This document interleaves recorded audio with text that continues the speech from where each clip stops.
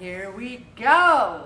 Tonight I wanted to take the time, and Dr. Rand Anbar, if you see this blog, I wanted to thank you. Now, though some people read the Syracuse newspaper every day, and you might say, but Ellen, I already read this article. Well, we're going to really talk about this article. He's a local pediatrician, and he went to his own doctor, and his doctor handed him a small green leaf and said, do you know what this means?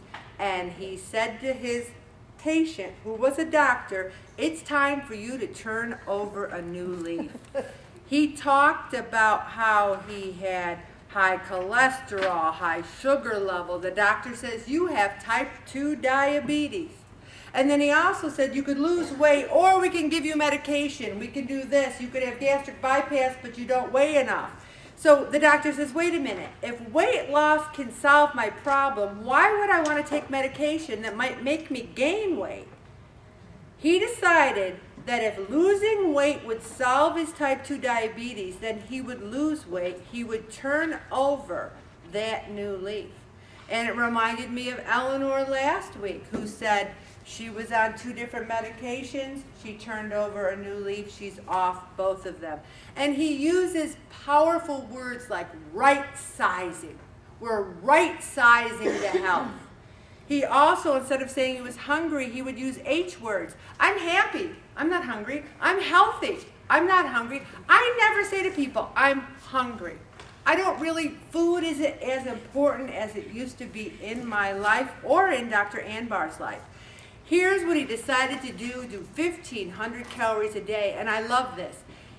3/4 of a pound of cauliflower is only 80 calories.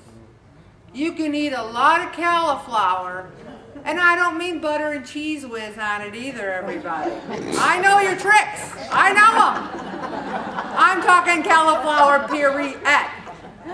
And then he found a pickle would curb his calorie. Not the jar of pickles.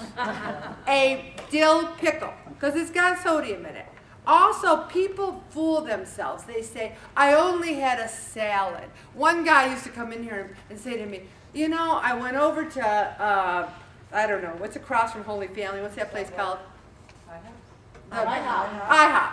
He'd say, I only had the salad. I only had a salad. He goes, I had it like 4 or 5 times. I love going over there. Turns out he was having the Cobb salad at IHOP, which with the dressing was something ungodly like 1,700 calories. See, you fool yourself. You say, I'm only having a salad. Watch those healthy salads, healthy wraps, how many calories are in it. Also, he ate a lot of broiled and baked fish. Did you see the 2 B words there, everybody? Broiled. Baked. He didn't have F fish, which stands for fry. Also, Caesar salad. Watch that dressing. Also, this is interesting. During the 10 years when he did his treadmill every day for 30 minutes a day, he remained overweight because he continued to eat too much. Some of us go to the gym for an hour and come in here and say, I went to the gym. Why didn't I lose weight? It's together. It's eat less, move more. It's together. You can't move more and then eat a lot because it still will add up. Then he was going back to the doctor's 25 pounds lighter, and he picks up a pamphlet about controlling type 2 diabetes. Nowhere did it suggest that diabetes can resolve with a concerted right-sizing effort. And it's interesting, too. He was in a state of denial. How many of us are in states of denial till we go to the doctor and they say, high blood pressure, high cholesterol, type 2 diabetes? And then we're like, what? How did that happen? We cannot be in denial. And this part I really like, too, and someone else said it to me today. When he started losing weight, people would go up to him and say, are you all right? Are you sick? Well, don't lose any more.